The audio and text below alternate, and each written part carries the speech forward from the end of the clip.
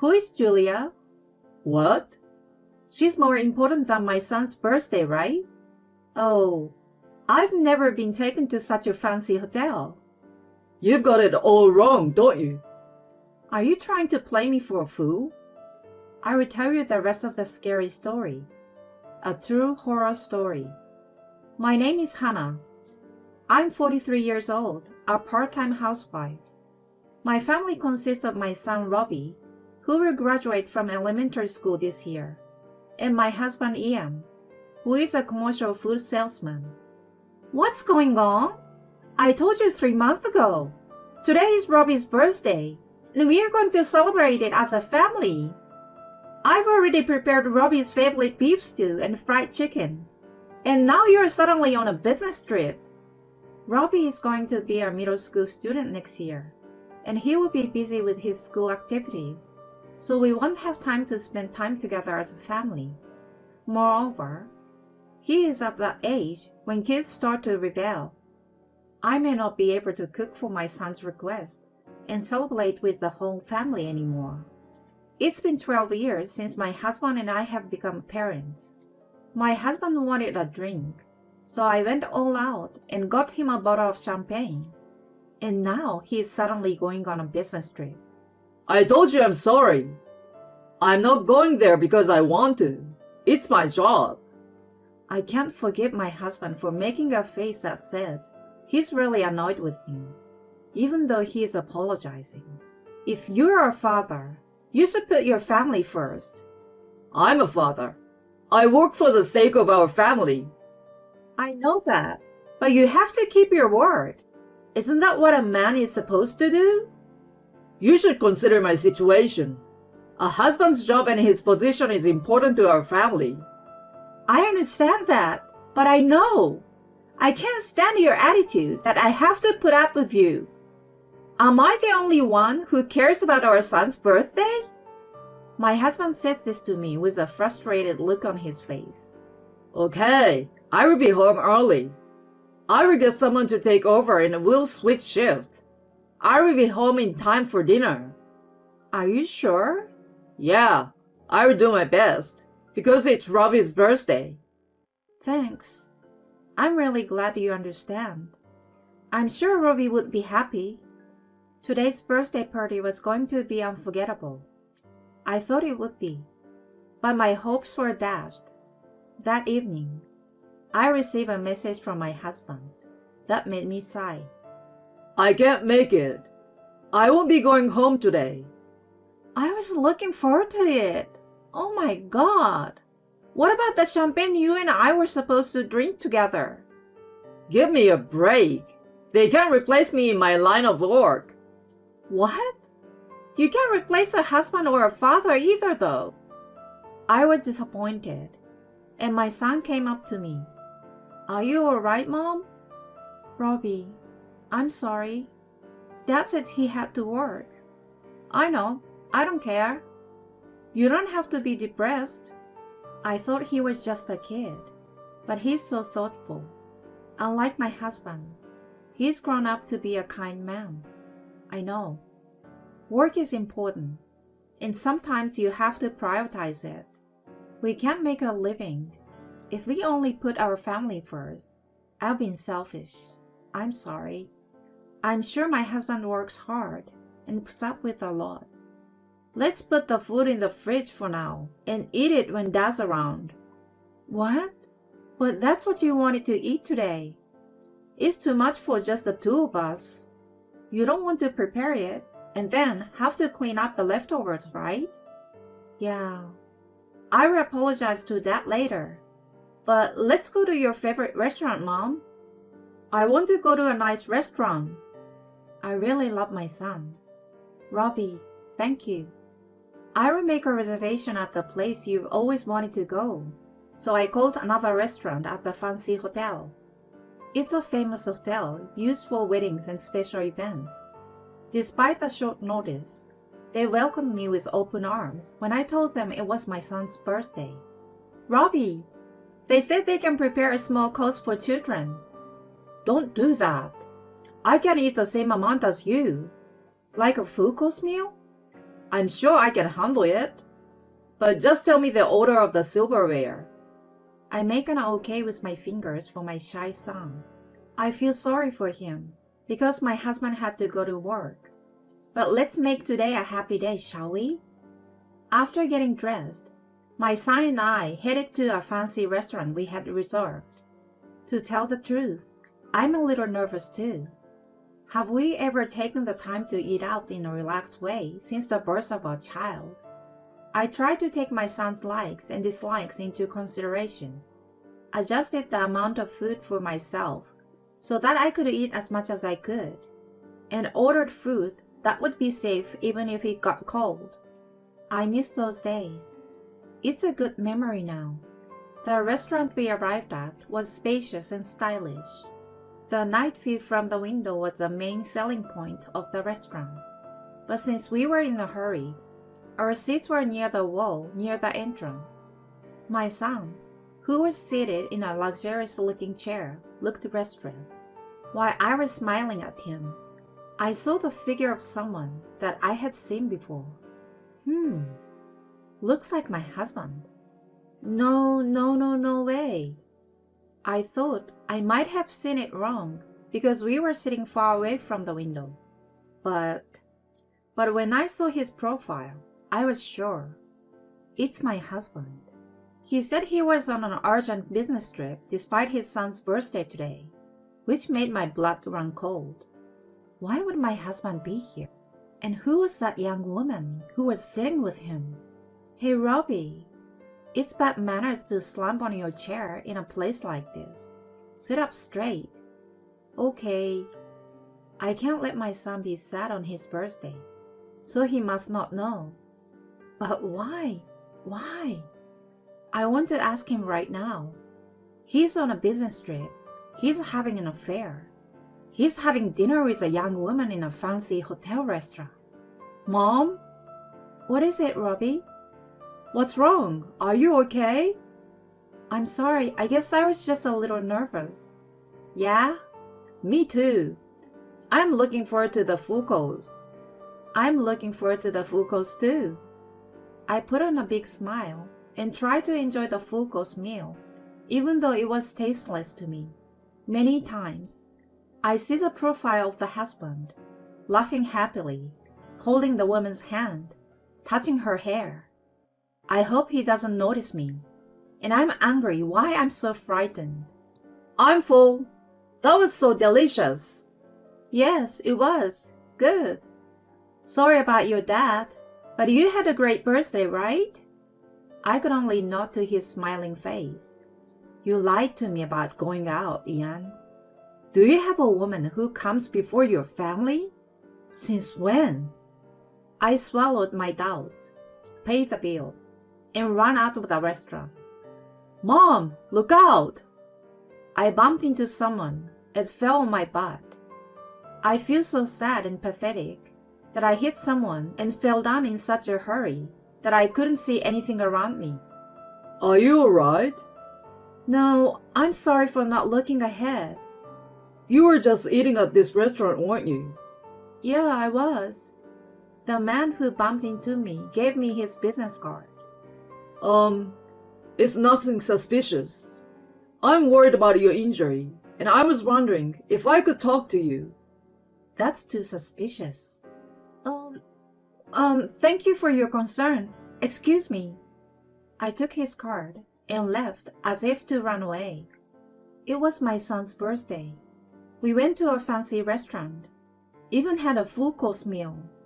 I don't know if I've ever had such a bad day.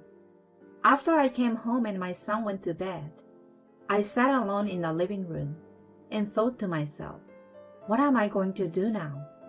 I can't just stay silent. What has he done? He broke a promise, wasted my cooking, lied to me about a business trip, took a stranger to a fancy dinner.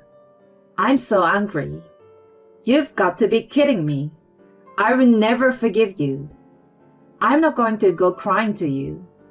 You can't run and hide from me, and I will make sure you won't get away with it. About a month later, I think. I was not feeling well due to stress and lack of sleep, but I tried to live as normally as possible for my son. That day, after dinner, my son said something a little unusual. Mom, I want you to tell me a scary story. A scary story? I have to tell a story for a book club event. Each person has to tell one scary story at a time. Yeah, that's it. My husband was playing a video game on his phone, and he butts in our conversation. I know. I used to love it. School ghost stories were popular. Okay, then tell me a scary story, Dad. What? That's a bit sudden. I can tell you a scary story. It's very, very scary. But will you hear me out? Yes. My son nodded with a twinkle in his eye. I don't want you to lose sleep. How could I? I'm in the 6th grade. I started telling him my favorite scary story.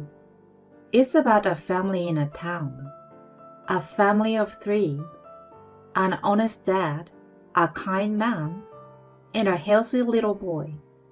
They are very close and always together. They always play together and go shopping together. They always eat and sleep together. One day, the 3 of them went out as usual.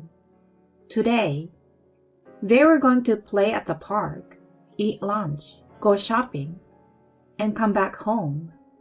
It was supposed to be a fun outing as usual. But the boy noticed something on the way. There were supposed to be 3 in the family, one more than the other. But there were 4, including him. For some reason, Mom and Dad don't seem to notice. Who are they? Who is the girl with a family of 3? Why don't Mom and Dad notice? The boy asked the girl timidly. Hey, what's your name? Me? My name is Julia. Gah! Oh! My son is looking blankly next to my surprised husband. It's scary, isn't it? No, I wasn't scared. It looked like you were scared. You were scared, Dad? What?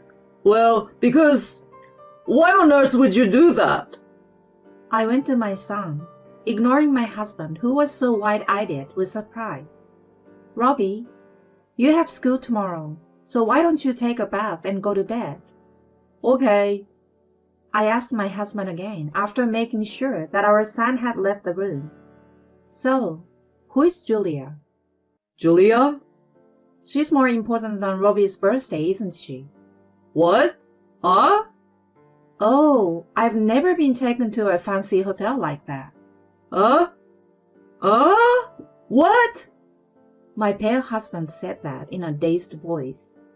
I don't know what you're talking about. I think you've mistaken me for someone else.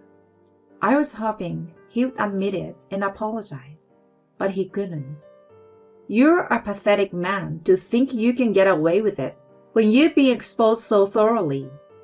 Listen, there's more to that scary story I told you. What? What? A sequel? Would you like to hear a true horror story? What? The girl named Julia is involved in that family of 3, but she has a secret. She's actually engaged to the heir to a big company. They have promised to keep their relationship pure until they get married. But even so, why is that? It seems that Julia is pregnant. That's a lie, right? Julia insists it's her fiancé's child. That's impossible. Since their engagement is still intact, the fiancé's side is trying to get the family and the company involved. They are suing to get a DNA test to identify the father, claiming it's a huge problem. What? My husband looks at me in a cold sweat and a pale face. I didn't know. I didn't know that. What should I do? Help me. Don't touch me. I swat his hand off. Look, I'm sorry. See, we are like the close family in the story, right? Julia's just a girl who had a little fun with. With just a little fun, you would make the girl pregnant? You're not my husband anymore. You're not even family. Don't get jealous, 'cause I'm done with Julia. No, I'm not jealous. He laughed his ugly face off. I wonder what I've ever liked about him. But I'm so disgusted with my husband. Hey, want to hear the climax of a scary story? You got more? There's more. The end is the best part of a scary story. No, no, no. Well, it's a scary story about a family that was supposed to be 3, but turned into 4. But before you knew it, there are actually 5 of them. Huh? Huh? Is this 5th person a friend or foe? He's hiding somewhere. Hiding. He's in the family's house. No, no. Are you kidding me? I'm scared. At that moment, the door to the guest room from the living room slammed open. My husband was stunned. Who is this? Good evening. I'm sorry to bother you. I'm Vance, Julia's fiancé. I was greeted politely by the man, who I bumped into on my way home from a fancy restaurant. Mr. Vance was following his fiancée that day, after he found out she was cheating on him. He saw his fiancée in the restaurant, but was hesitant to enter. I was in a hurry, and that's when I bumped into him. The next day, my son said to me, "You bumped into him, didn't you? I think you should apologize properly." I felt sorry and called him using the number on his business card. Mr. Vance was glad to hear from me. I'm sorry to tell you, but my fiancé was inside having dinner with another man. He told me what had happened and asked if I could talk to him, if I had seen anything. We connected and I apologized. I apologized for the things my husband had done. Mr. Vance did not blame me and suggested that we settle the matter together as victims. No, no, no, that's crazy. You came into my house. I'm sorry I came in here unannounced, but it's nothing compared to what you did. I asked him to come over. He was going to help me if you got violent or if Julia came out and caused trouble. Wait, calm down. I don't believe you about the fiancé, and I don't believe you about the pregnancy. Hannah, don't fall for it. You're still running away. Maybe we should ask her. Mr. Vance turns on the speaker function on his phone and makes a call. The person on the screen is Julia, of course. Hello? Julia, it's me. Vance, what's going on? I need to check something. What is it? Julia, you are cheating on me, aren't you? What's going on all of a sudden? There's no way, right? That's terrible. Coming from you, my fiancé. And you're pregnant. I'm not. Of course not. My parents heard it from your mother. Don't talk nonsense. Damn it, Mom. Are you serious about him? No way. I'm your fiancé. This is your child. That's impossible. No, this child is yours. Have you forgotten? She scares me. Scarier than all my horror stories. So, I'm the baby's father and no one else. That's what you have been saying all along. I know they can find out who the father is when you're pregnant. Mr. Vance, are you doubting me? That's terrible. We haven't done anything. The husband was listening, but he couldn't take it anymore. He interrupted their conversations. Julia, is it mine? What? Why are you there? Is it mine? Or is there another guy? No. You're the only other guy I'm seeing right now. Oh, now we know. Oh, Vance, let's talk about it. Talk to your parents and your lawyer. Bye, Julia. After hanging up the phone, Mr. Vance faced my husband and looked a little happy for some reason. You will receive a letter from the lawyer about the fee for ruining the engagement. Also, our company will contact your company to suspend business. What? Suspension of business? Thank you for your long business with us. Who are you? Without answering my husband's question, Mr. Vance finally said with a smile, I'm so glad I didn't marry a cheating woman. You, Julia, and the child can be a happy family of 3. I hope you have a long and happy life together. Well, that's the end of the scary story. My husband insisted, but our divorce was finally finalized when my son was putting on his middle school uniform. With the lump sum alimony we received, we rented an apartment and started a new life. My son joined the soccer team. He comes home every day covered in mud, so it's hard to do laundry. My ex-husband, who has lost a big business deal and is a bit of a pariah at work, regularly sends me messages of regret. He is constantly complaining about Julia, who is a luxury seeker, for spending too much money, not taking care of their kids and so on. And he misses Robbie.